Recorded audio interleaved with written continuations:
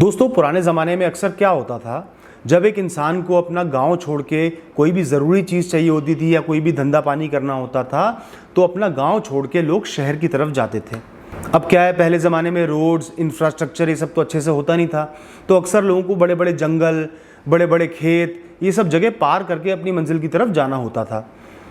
अब बड़े बड़े जंगल आएंगे तो वहाँ जंगली जानवर भी होंगे, रास्ता गुम होने के भी चांस होंगे, 100 तरीके की अलग अलग परेशानियाँ होंगी, तो उन लोगों को ये सब फेस करनी पड़ती थी, तभी जाके वो अपनी मंजिल पे पहुँच पाते थे।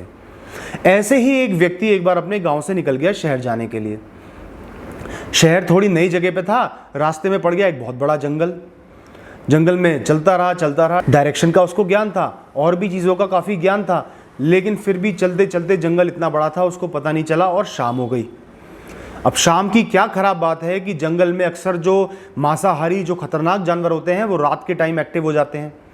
जो इंसान को मार के खा सकता है, ऐसे जानवर रात में ही ज़्यादा एक्टिव होते हैं और उनसे बच पाना भी मुश्किल है, क्योंकि वो इतना छुप जाएंगे, दिखेंगे भी नहीं और ऐसे अटैक करेंगे कि आपको पता भी नहीं चलेगा। अब शाम का टाइम हो गया था, दिन ढलने लगा था, उस व्यक्ति को थोड़ा थोड़ा डर लगने लगा। कोई छुपने की भी व्यवस्था वहाँ पे नहीं दिख रही थी। धीरे धीरे वो लेकिन बढ़ते ही जा रहा था और कोई रास्ता ही नहीं था रुकने का, तो ऑप्शन ही उसके पास नहीं था। आखिर में क्या हुआ, एक नदी पड़ी। अच्छा, नदी का पार्ट बहुत ही चौड़ा था और बहाव इतना तेज था कि आम आदमी तो उसमें कदम रखते हुए भी डर जाएगा। लेकिन उस नदी के ऊपर एक पुल बना हुआ था, पर क्या परेशानी थी, वो पुल बिल्कुल टूटा हुआ, बिल्कुल धराशायी पुल था। उस पर तो एक कदम रखना भी डेंजरस लग रहा था, ऐसा लग रहा था कि एक्सीडेंट होएगा ही होगा, मैं गिरूंगा ही गिरूंगा। और बहाव इतना तेज था कि कौन इतनी हिम्मत करे उस पुल पर चढ़ने की।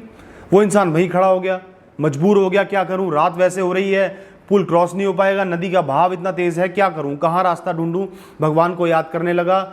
तभी उसको थोड़ी ही दूर पे एक छोटा सा मंदिर दिखाई दिया। पहले उसने डर के मारे शायद गौर नहीं किया, लेकिन पुल से थोड़ा सा हटके एक छोटा सा मंदिर बना हुआ था। धीरे धीरे वो उस मंदिर पे चला गया। छोटा सा ही मंदिर था, वहां पे एक छोटी सी मूर्ति रखी हुई थी, पता नहीं कौन से भगवान की थी, उसको समझ में नहीं आ रहा था। फिर भी उसने हाथ जोड़े। जब वो हाथ जोड़ के झुका तो उसने देखा कि वहां पे कुछ लिखा हुआ है। वहां लिखा था कि ये भगवान विश्लेषी की प्रतिमा है। जिस भी इंसान ने इनको सच्चे मन से याद कर लिया और इनसे प्रार्थना करी कि मुझे ये पुल पार करवा दो, वो इंसान बिना गिरे हुए, बिना किसी एक्सीडेंट के इस पुल को शांति से पार कर जाएगा। उसने सच्चे मन से भगवान विश्लेषी से प्रार्थना करी, हे भगवान मुझे ये पुल पार करवा दो। और दोस्तों, प्रार्थना करते ही पता नहीं क्या चमत्कार हुआ, उसके अंदर एक अजीब सी ताकत आ गई। डर लगना बंद हो गया। जिस पुल पे वो चढ़ नहीं पा रहा था, 2-3 बार चढ़ के और वापस जा रहा था, उस पुल पे वो तुरंत चढ़ गया और उसने कई मिनटों में ही उस पुल को पार कर डाला। पूरा रास्ता टूटा हुआ था, लकड़ियां हिल रही थी, सब टूटा हुआ था, तो भी उसने उस पुल को पार कर डाला। और जब उसने पुल पार कर दिया, किनारे की तरफ पहुंच गया, जब उसने पीछे मुड़ के देखा, उसको यकीन ही नहीं हुआ कि मैंने ये पुल पार कर दिया। उस दिन उसने पहली बार भगवान को महसूस किया, भगवान के चमत्कार को महसूस किया और उसने दिल से भगवान का शुक्रिया अदा करा। थोड़ा आगे ही बढ़ा वो, उसको एक और मंदिर नजर आया। उसने सोचा ये भी भगवान विश्लेषी का ही मंदिर होगा, ताकि कोई इस पार से उस पार जाना चाहे तो भगवान के दर्शन कर ले, भगवान का सहारा ले ले। उसने तनिक भर भी नहीं सोचा और वो मंदिर की तरफ चला गया भगवान का शुक्रिया अदा करने।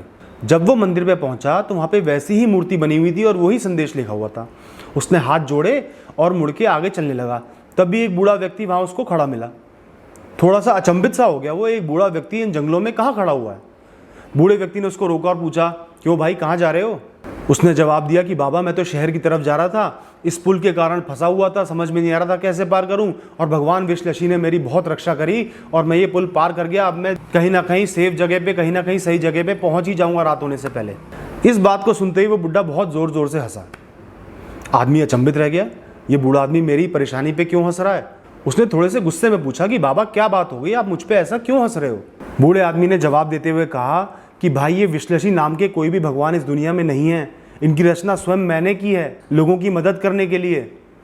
वो आदमी खड़ा खड़ा सुन रहा था, थोड़ा शौक में आ गया, थोड़ा समझ में नहीं आ रहा था कि हो क्या रहा है। बूढ़ा लेकिन बोलता रहा।